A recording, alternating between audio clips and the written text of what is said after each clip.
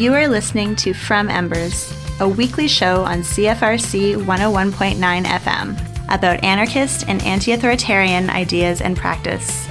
We are broadcasting from the traditional territory of the Anishinaabe and Haudenosaunee peoples on land that has come to be called Kingston, Ontario, Canada, because of the thievery and brutality of the Canadian state and its empire-loving parents. From Embers is about fires, some real and some metaphorical. Fires started generations ago and tended to over the years. Little sparks all across this territory that we hope will grow, spread, and engulf the thieving state called Canada and the capitalist system that has plagued this land since the fur trade.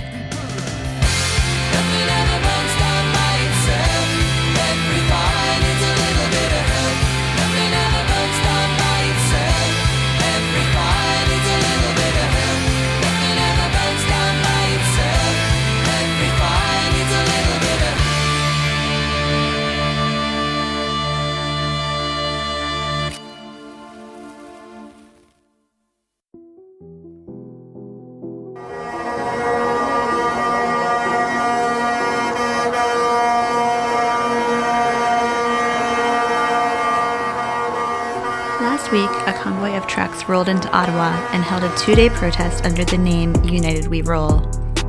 They're protesting the federal government's failure to prioritize the oil and gas industry, specifically declaring themselves against the carbon tax and demanding that pipelines be built.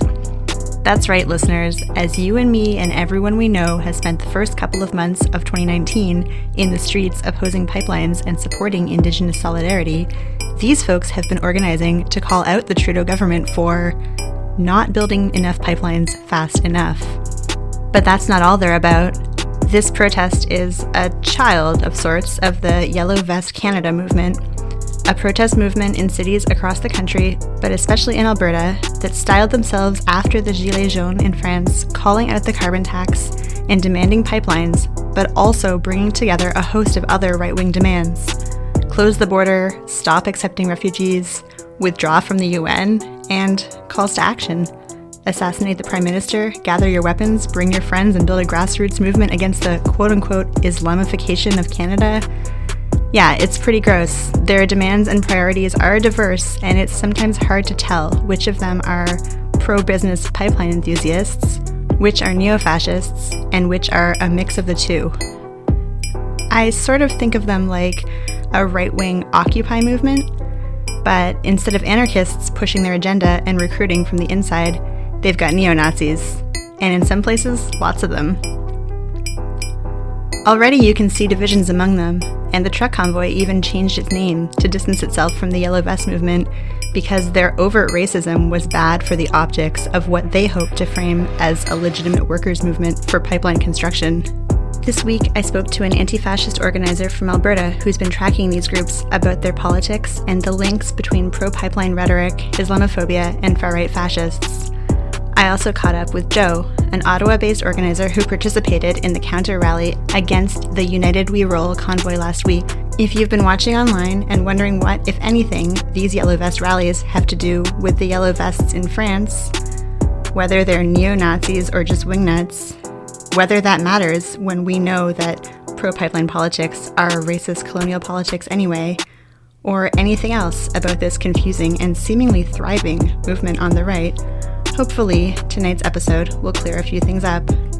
Now let's get to that interview with an anti-fascist in Alberta.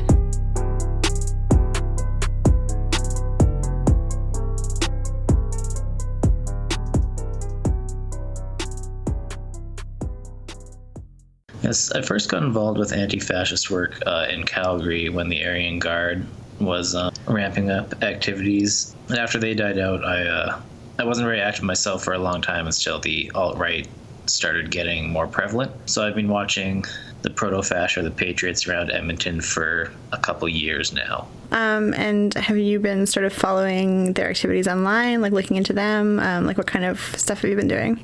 Yeah, we've been watching them online and also checking out their rallies, listening to their speeches and how they evolve. Mm-hmm. Can you tell me what the deal is with Yellow Vest Canada? Like what I need to know about Yellow Vest Canada?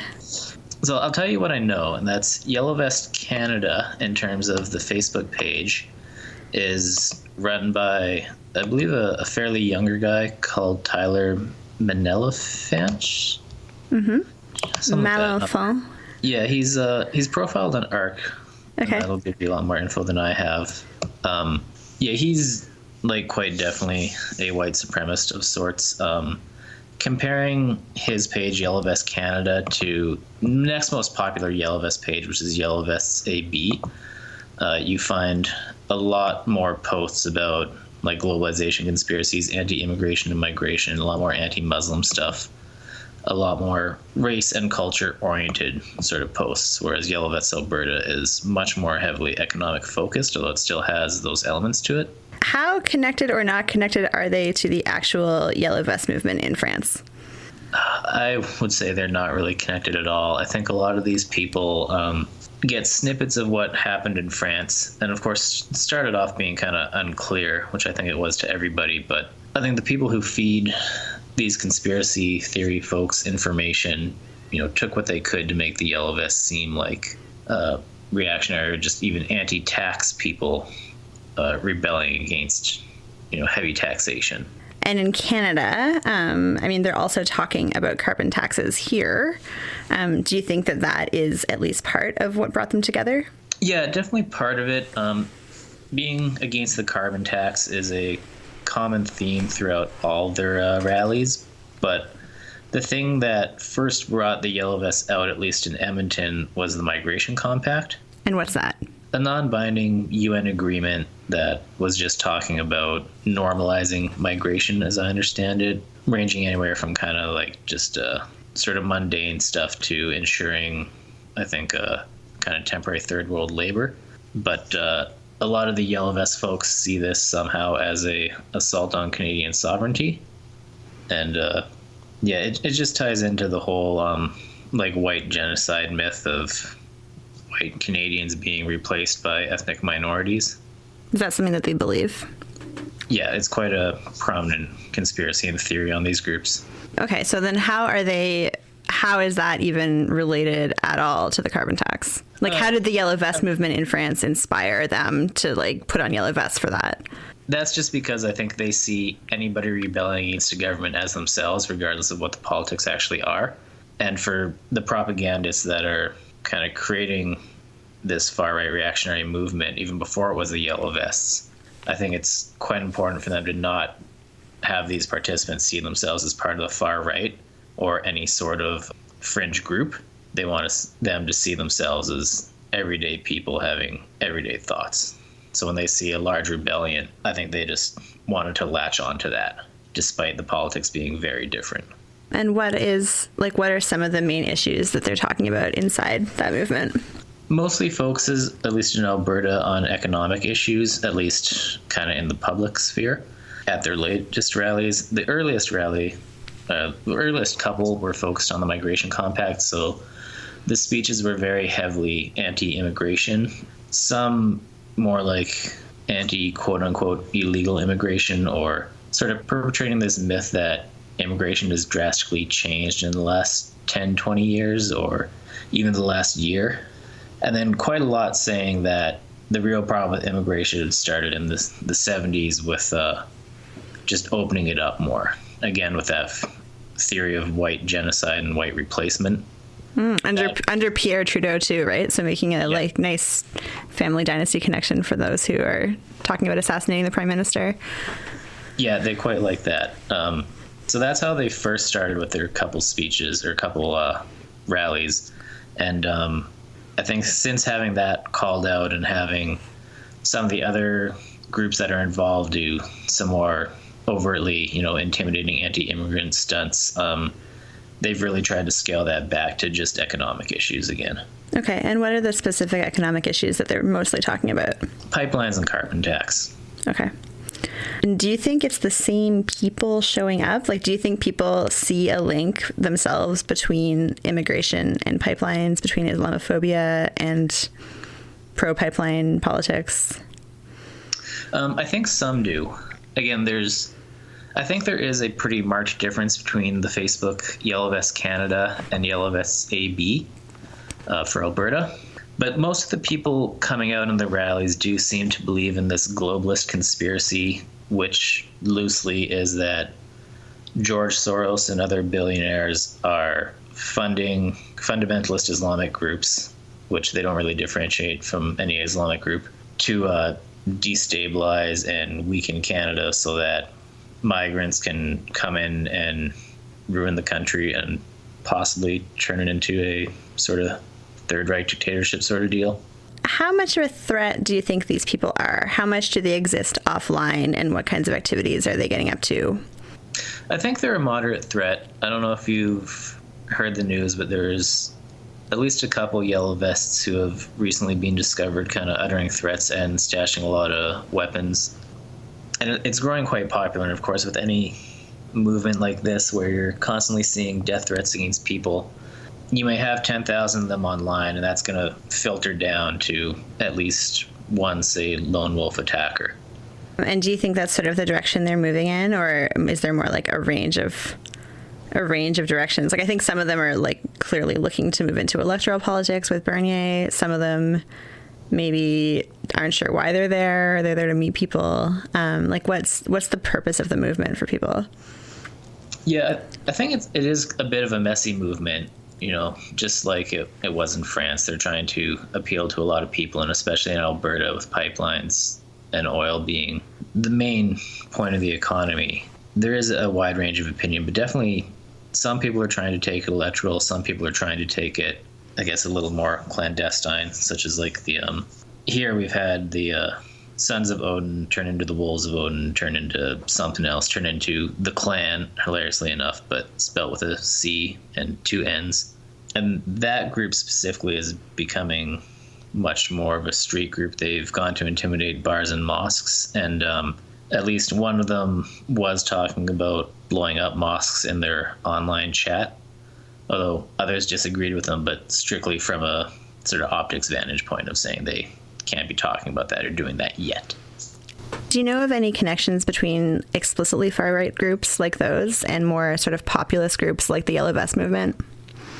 Yeah, in Edmonton, the Yellow Vests pretty much started with those sorts of groups. The first two rallies were held by a guy named Stephen Garvey, who is trying to run a political party called the National Citizens Alliance.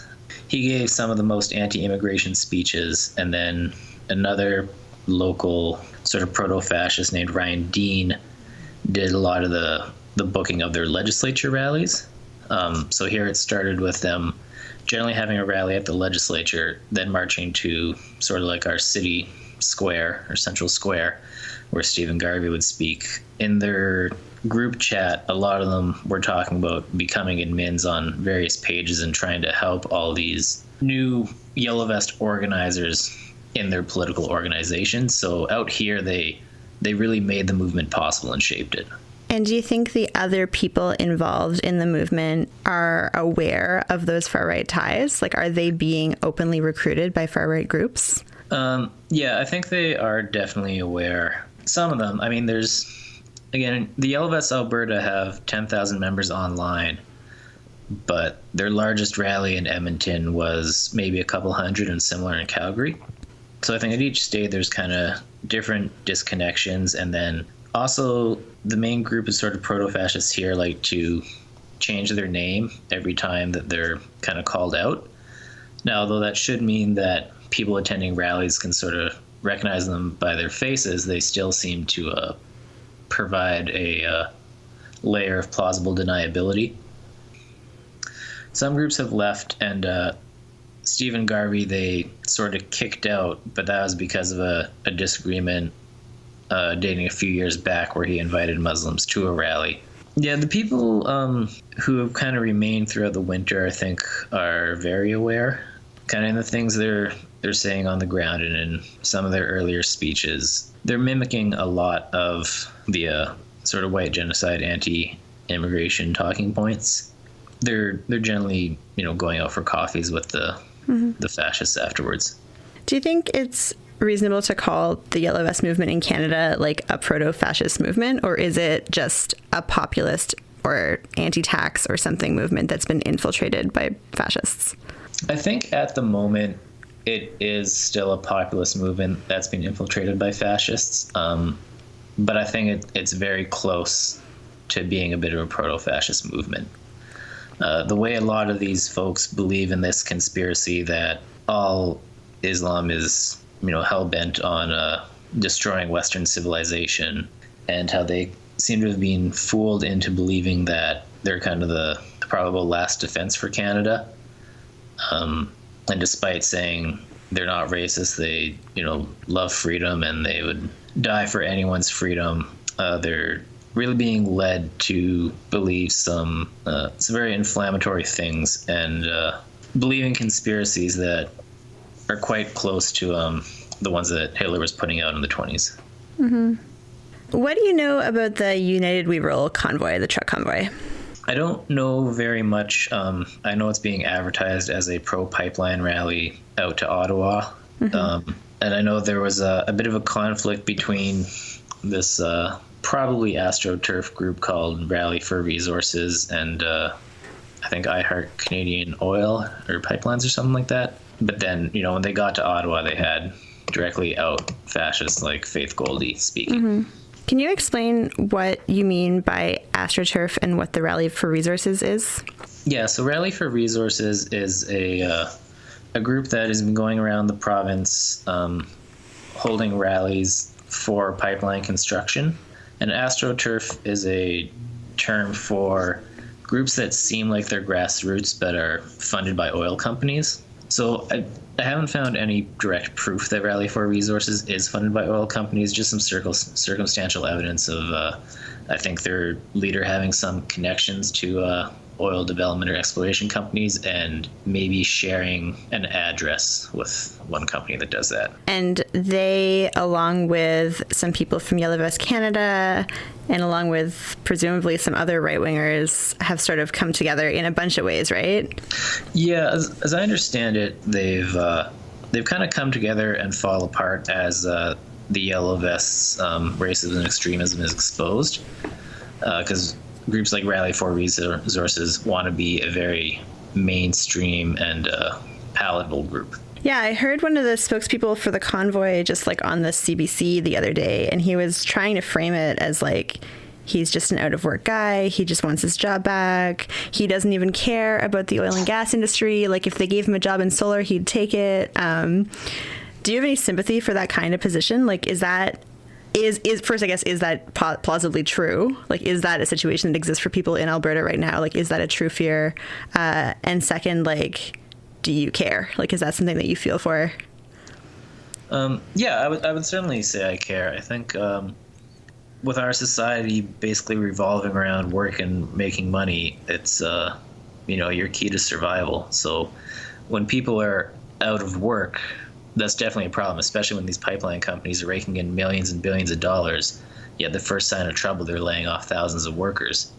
Whether or not I believe this person in particular would rally behind renewable projects, I can't say. Are they focused heavily on pipelines? So I kind of doubt that. But I do think a lot of out-of-work people would take whatever work comes their way, whether it was pipeline or renewable. So why would they want to go to Ottawa, I guess is my next question. And more kind of abstractly, and maybe you'll have to guess at this, like, why do they hate Justin Trudeau so much? Why is he such a target for them? Well, I think they want to go to Ottawa really just for the symbolism of it.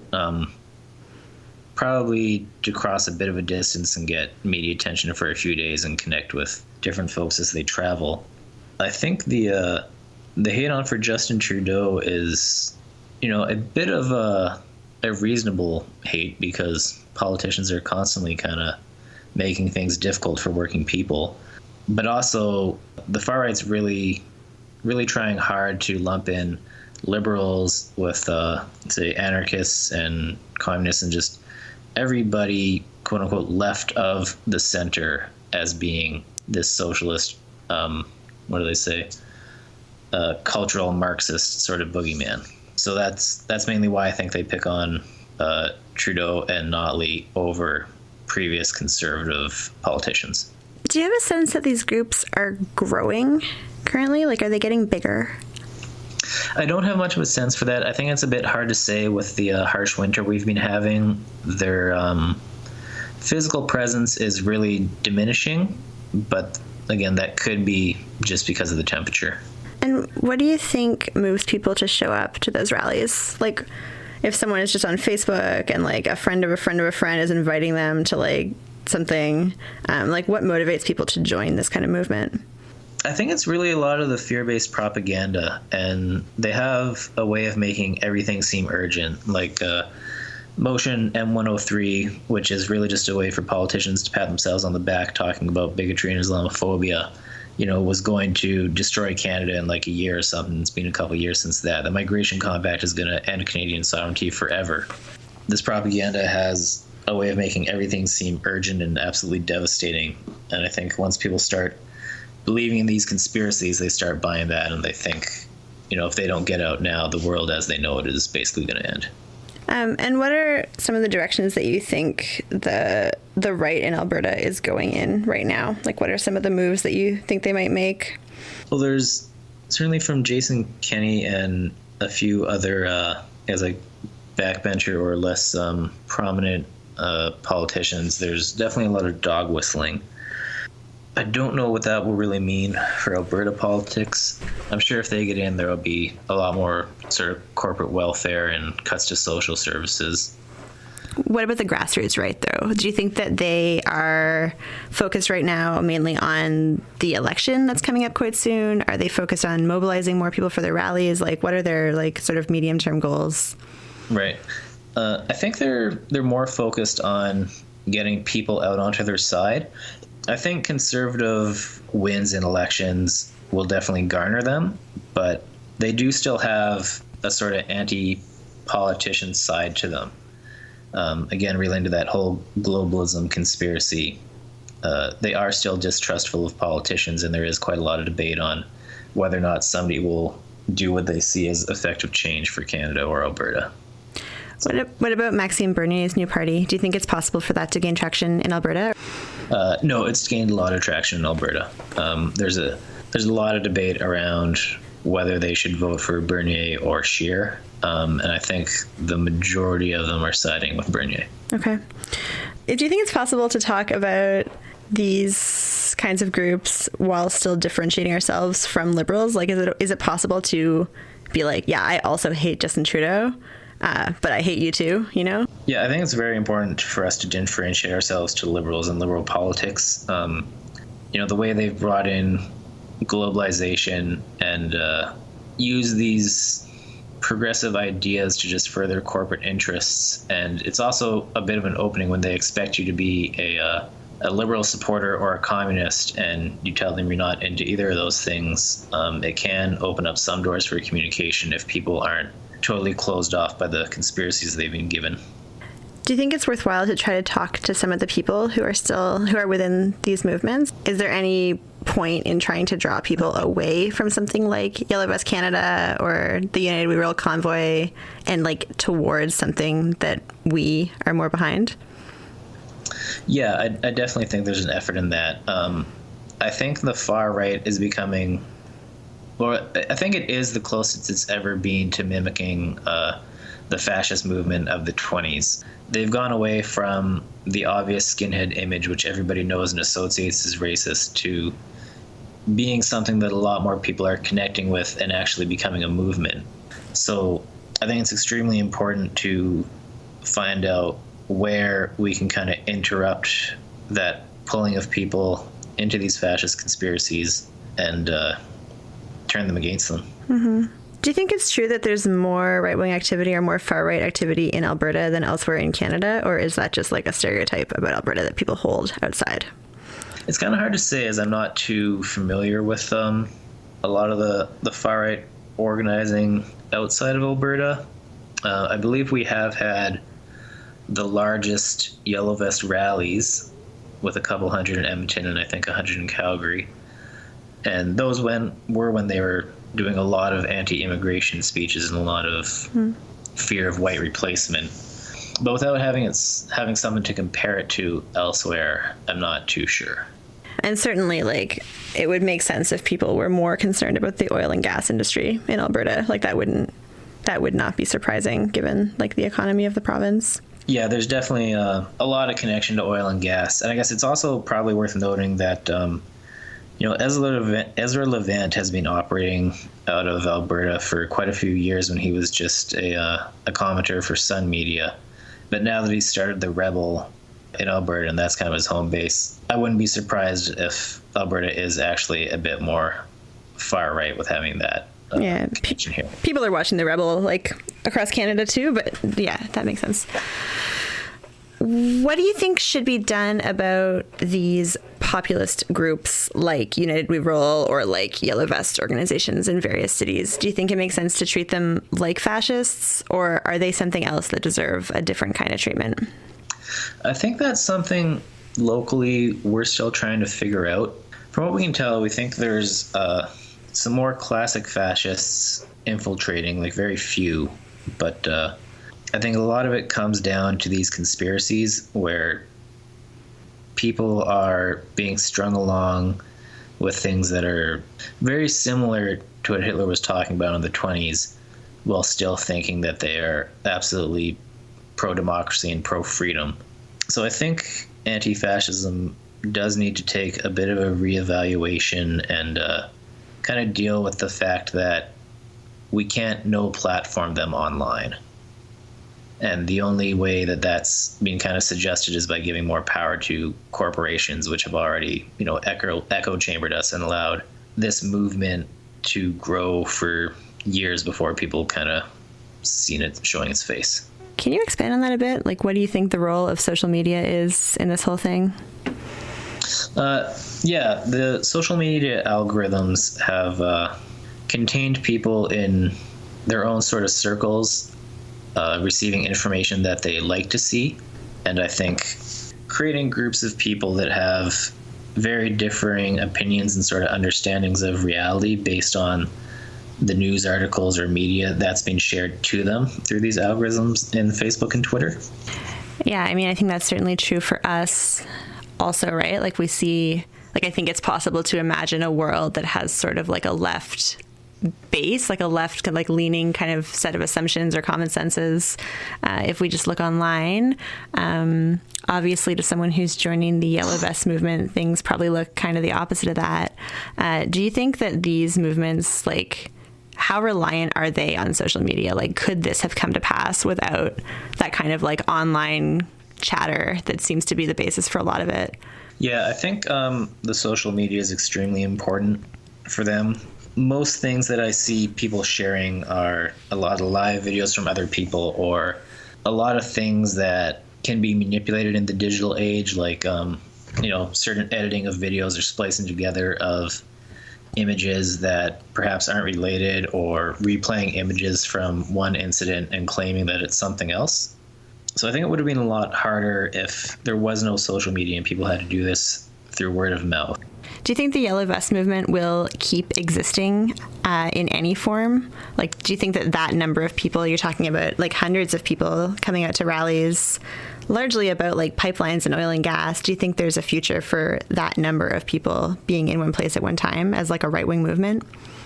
I think it's too hard to say until the spring rolls around and we can see whether it was the weather holding people back, or a disillusionment, or even a realization that locally their movement has really been created by these proto-fascists. Mm-hmm. Do you think that people are joining fascist groups through that populist movement? Yeah, I definitely think they've used that for recruitment quite well. But I believe most of their recruitment still comes just through sharing their inflammatory videos online and making people think that there's this Islamic invasion happening to Canada. Mm-hmm. What about the pipeline issue? Do you think that, is there a movement that's like sort of more genuinely about economic issues that's like forming its own groups that might have some longevity? Like, is there a lobby for oil and gas that like may or may not remain connected to the far right but exists? There's certainly always been a lobby for oil and gas. How far right it is would be hard to say, as it's generally a business lobby, and they would kind of go with whatever makes them money. I think so long as economic conditions remain a bit poor, the right will continue to use it as a mobilizing tool? So like a bunch of people across so-called Canada have spent the last couple of months like actually opposing pipeline projects, specifically in solidarity with people on Wet'suwet'en territory in BC. And like those people and people who I'm surrounded by a lot of the time, they think Justin Trudeau is like good for pipelines and bad for them. Why is there so much disagreement, I guess, about whether or not Justin Trudeau is actually like a politician who is good for oil and gas? I think probably because this is the first time, at least that I'm aware in Canadian history, where a large pipeline project has not gone through. And then for people... And you're talking about, in that case, you're talking about like which pipeline? Mainly I'm talking about the Trans Mountain pipeline that the government bought. I don't know how many... Well, I guess the Coastal GasLink is essentially going through at the moment. Mm-hmm.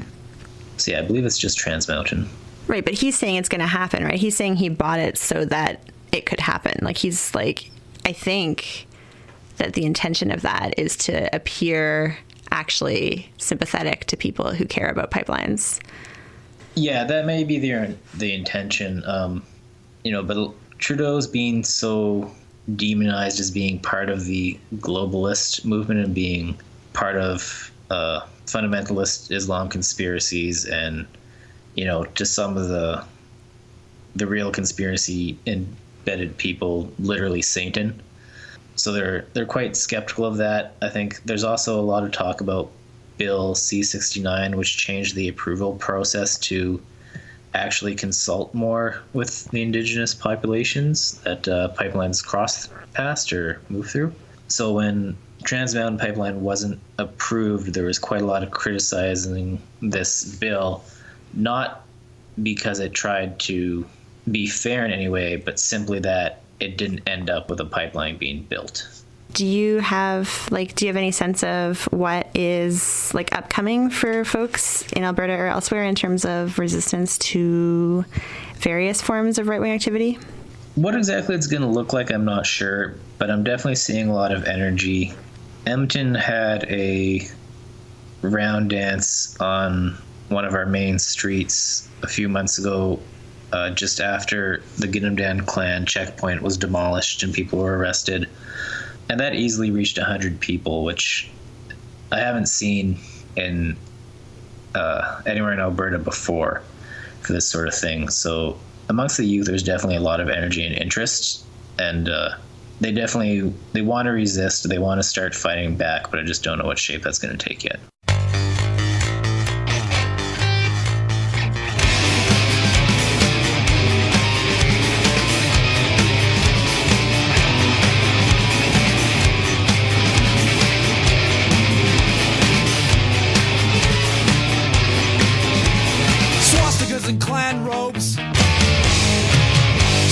Racist homophobes, Aryan nations and hammer skins. You can wear my nuts on your Nazi chins. I love a man in uniform. And just what exactly are the great historical accomplishments of your race that make you proud to be white? Capitalism, slavery, genocide, sitcoms. This is your fucking white history, my friend. So why don't we start making a history worth being proud of and start fighting the real fucking enemy? Swastikas and clan robes, sexist, racist, homophobes. This one's for the master race. My brown power ass in your white power face. Kill them all and let a Norse god sort them out. You're listening to From Embers on CFRC 101.9 FM in Kingston, or you might be listening to the podcast edition of From Embers Online. And this week we are talking about the Yellow Vest Canada movement, anti-fascism, and the United We Roll convoy of pro-pipeline advocates with some racists thrown in who protested in Ottawa last week. Next up, I've got an interview with Jo Wilson, an anti-fascist organizer based in Ottawa, Ontario. My name is Jo Wilson, and I am an anti-fascist organizer based in Ottawa. And what group or organization are you part of, if any? I'm part of Ottawa Against Fascism and the General Defense Committee, Local 6. And can you explain a little bit about what the General Defense Committee is and what it does? So the General Defense Committee works on mostly anti-repression and anti-fascist work throughout the city. It's based within the IWW, the Industrial Workers of the World, but we're our own separate union. And you have been doing, I guess, some anti-fascist work in Ottawa with those two groups. What kinds of things have been happening in Ottawa prior to last week? Well, we had we had a bit of a period of quietness for a little while.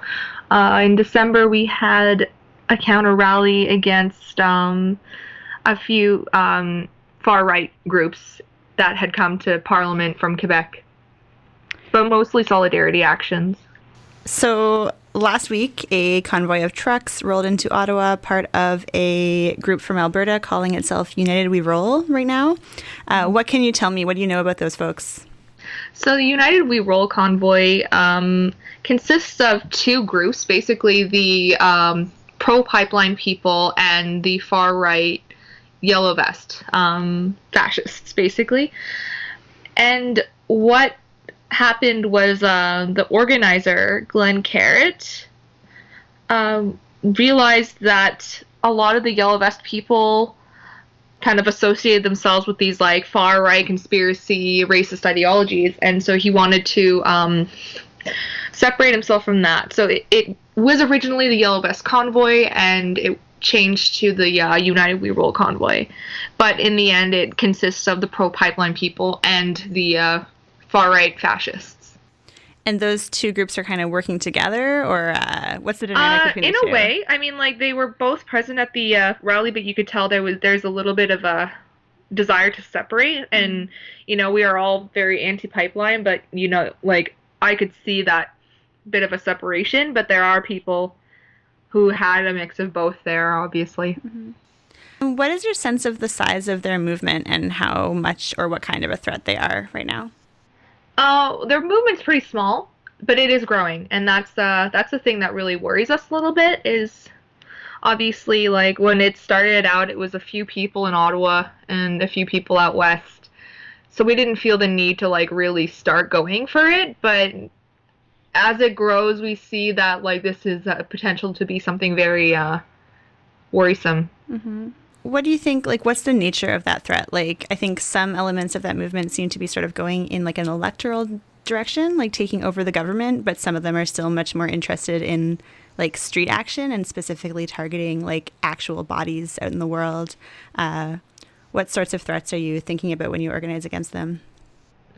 There are a couple threats in that sense. I know what you're saying about the electoral. We have people like Andrew Scheer and Maxime Bernier from different political parties who are coming and representing these movements. But we do also see when we have the far right Nazis and fascists that co-opt this movement, it does pose a risk towards marginalized groups. And who do you think these people are in terms of demographics? Where are they from? Are they white? Are they men? What do you know about them based on watching their crowd? So it consists mainly of older white men. I'd say older white middle class men. Definitely about baby boomer age. I've seen a few women and racialized people in the same movement. So there's a few Indigenous yellow vest organizers here in Ottawa and a few women, and then you have Faith Goldie.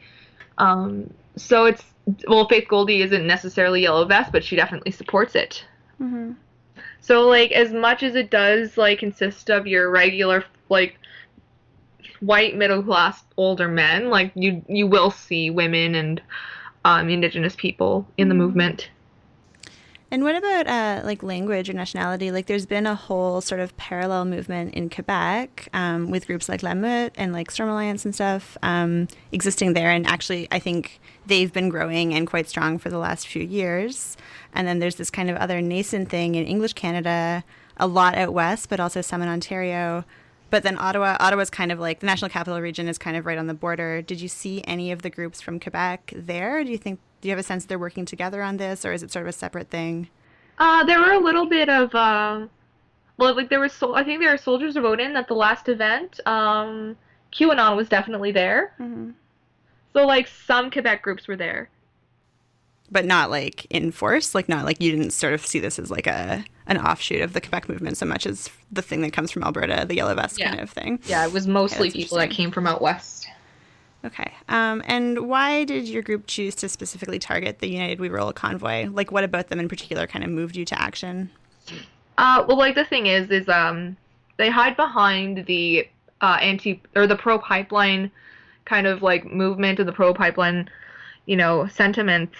But the thing is, like, when you look deeper into it, you have the intense far-right people that really oppose certain things. Or they oppose, like, safe migration, open borders. They oppose a lot of things. And it becomes very conspiracy theory. But our approach to it was more of an Indigenous solidarity where we, like, focused our energy on the the anti-pipeline organizers out west who are fighting for this thing, fighting against this thing that the pro-pipeline people want. So while we were opposing, the Yellow Vest movement, we were also supporting the people in the Wet'suwet'en territories. Mm-hmm.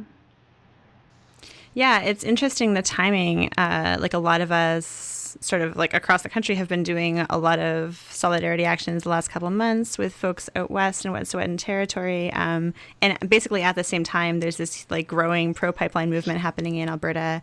I was wondering if you folks would be sort of making links with that solidarity, and it sounds like you did. That's cool.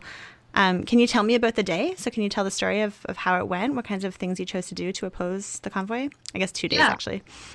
Yeah, definitely. So we had an elder who led us in ceremony. So we gathered around 10 in the morning, and we met all together like outside of the site, and we marched together right in front of Parliament on Wellington. And our plan was to kind of hold Wellington as long as we could.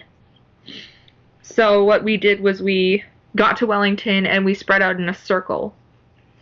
From there we had drummers and round dances, and we had we smudged everybody there, and we made sure to form like a circle of protection, like with tobacco, which is a very important thing in like Indigenous culture. And we had a water ceremony. So basically the elder talked about how we're all made of water, and water like consists, it's our life, it's what we need to survive, and we need to take care of the water that's inside us just as much as we're going to be taking care of the water by opposing these pipelines. So it was a really great link to like understanding why pipelines are not good. And it was just a very strong thing where we just kind of held our ground for hours, and we were able to kind of drown out a lot of the, if not drown out, at least ignore a lot of the Yellow Vest movement people. Unfortunately, there were some people on the Yellow Vest side who were very disrespectful during like very important parts, like during chanting. You might have seen some videos where some people on that lift were were dancing. Mm-hmm. Mockingly dancing and stuff like that, and just trying really hard to drown us out with their horns. So you can tell it was very disrespectful on their side and ignorant, and they didn't understand the importance of ceremony. So we stayed there and we held our ground for quite a few hours until they decided that they wanted to leave. And at that point we decided like the best move tactically, because we had such a like diverse group of people. Like it wasn't just anti-fascists. We also had another like Indigenous solidarity group working with us. We had people from the Power Shift conference. So like it was a young youth activism convention and stuff like that. So we had a diverse group of people. we figured that holding them there wouldn't be the best thing, so we let them clear out. So in the end, we outlasted them, and we were able to kind of like hold our space and drown them out a little bit, so where like a lot of people didn't realize what was going on.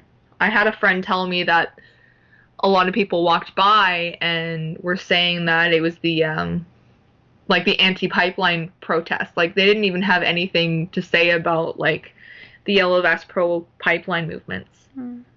So you'd consider that a successful action then, I guess? Yeah, definitely. Was there any like reaction that you got from them, from passersby, from the police? Yeah, definitely. I don't think the police expected us to hold Wellington like we did. They definitely thought we were gonna. They had a spot for us ready. But you know, we came in and we took the whole street. We made that space our own, and that really like shocked the cops. Mm-hmm. And it was a little tense. Like it was very like strong. You could feel the energy, but you could tell that the cops were looking for a reason to escalate things. You know, but like it's an indigenous solidarity action. Like there's nothing to escalate. So you could like they were definitely looking for something, and I feel like we did really well tactically. The yellow vest fascist people were very angry with our presence, obviously. Mm-hmm. And like I said, there was a lot of disrespect from them in terms of mocking indigenous ceremony and mocking songs. Mm-hmm. Was there any engagement between the two groups? Like, were people yelling? Were people touching each other? There was definitely a bit of yelling. A couple of people started to get a little worked up, and they had to be talked down from a fight because, unfortunately, like, we just decided this wasn't the kind of action where we were going to go and, like, you know, have any kind of physical altercation. Mm-hmm. And why was that choice made? Because, like, we had to understand that we were being led by an elder, like an indigenous elder. We wanted to follow this person's direction and not, like, not like have people get caught up in their own personal anger. So, like, they're saying, like, a range of things. They're saying, like, assassinate the prime minister. They're saying close the border. They're saying build the pipeline. And some of the rhetoric in the mainstream media has very much been about, like, working people who want to protect their jobs, who just want to be at work. Do you have, like, any sympathy for that position? Like, is there any truth in that, or is that just, like, a front for something else? I think it's a front, honestly, because, like, the thing is, these people talk about jobs as if there isn't any other place to have, you know what I mean? Like, there's so many other ways to get jobs. You can tell it's just one of those things where I've noticed it in a lot of different areas of, like, these really weird, messed up conspiracy theories where they'll try to take a very simple cause that looks good and they say they're trying to advocate for that. But really, it's just they're just trying to, like, not weaponize that, but use it as a tool to look better. So, like, I guess the IWW is, like, historically, like, a working class organization. And, like, these people are gaining support, I think, partly by targeting people who actually feel like either they're out of work or, like, they're being overtaxed or whatever. Like, they blame that for their poverty or for their, like, sense of lack of power in this world.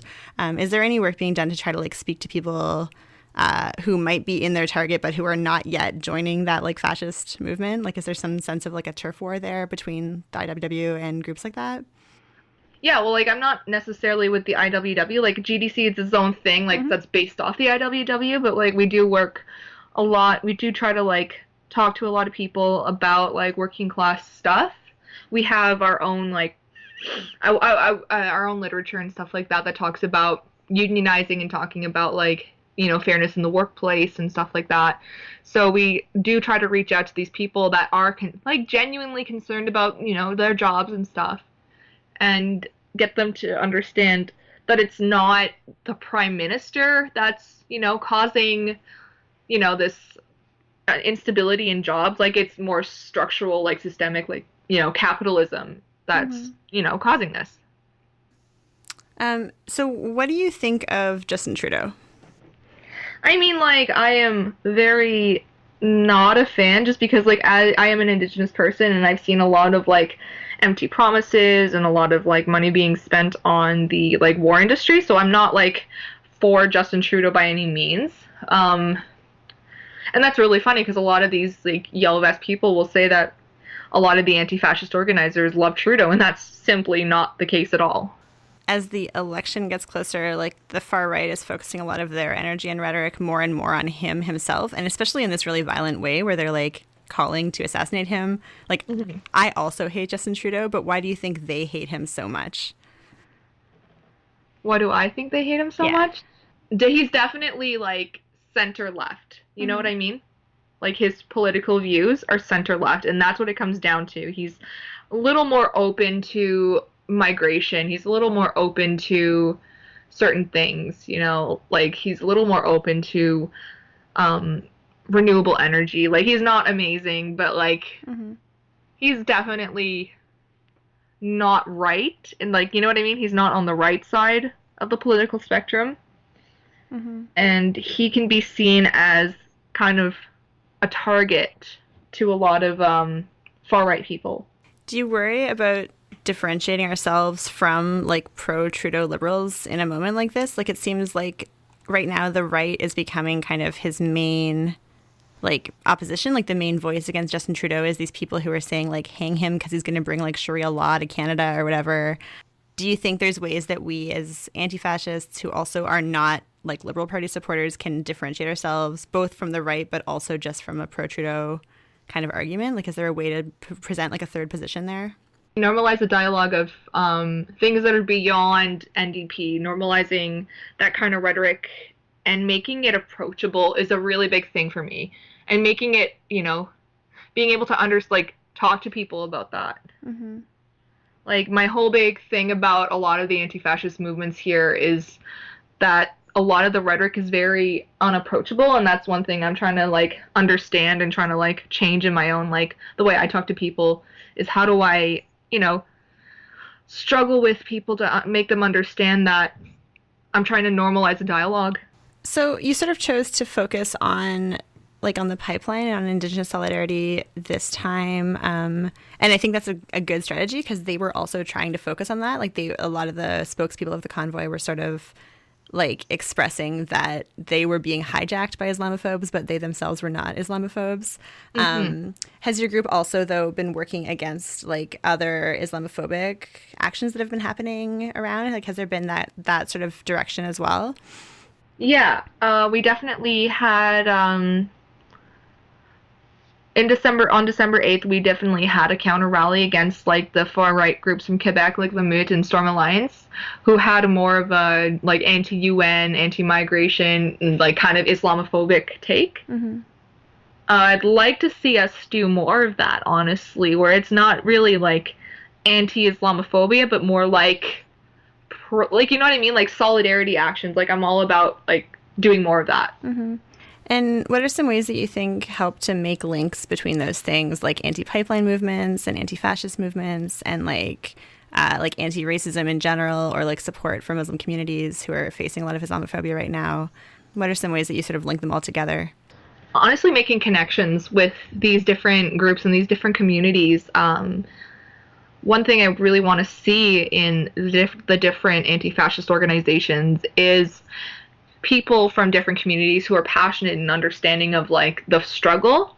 That way we can all come together and then talk about the underlying issue, like capitalism, colonialism, imperialism, and talk about how these things are the root issue. Cool.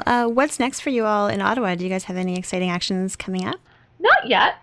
We have, I know in May, a few people are organizing a counter rally for the March for Life. So that's going to be something that's in the works with a few people. Other than that, I'm not too sure right now. We've got, I think some of us are going to the Anarchist Book Fair in May, but I can't think of anything in the near future. Do you think there are ways to make these movements like more offensive, like not simply reactive? Like, are there things we can do other than sort of wait for the far right to have another mobilization in the meantime, like in between those moments? I was talking to my friend about that actually the other night. one thing I would really love to have is some sort of like proactive rally where we get together and it's just one big anti-fascist party talking about what we see, you know, like what we want in society, and just kind of making our presence known and making it a joyful thing. Like I heard about this book that I want to read, but it's called The Joyful Militant, and I think The Joyful Militant. Joyful militancy, yeah. Yeah, joyful militancy.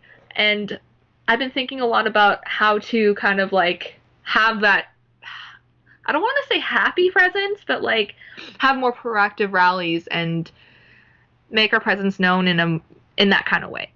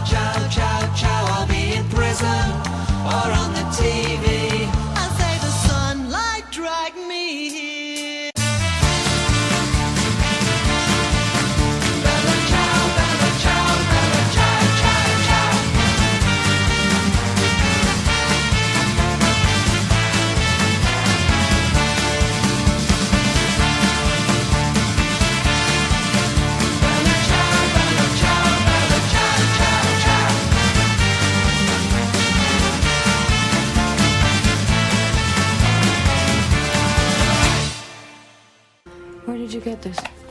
Your friendly neighborhood anarchist. More of an anarchist militant. People involved in social struggles than everybody else. You know? People have been waiting for some content. Radio. Show. The Final Straw, and I'm William Goodenough. And I'm Percy Goodness. TheFinalStrawRadio.noblogs.org. If you're listening, you are the resistance.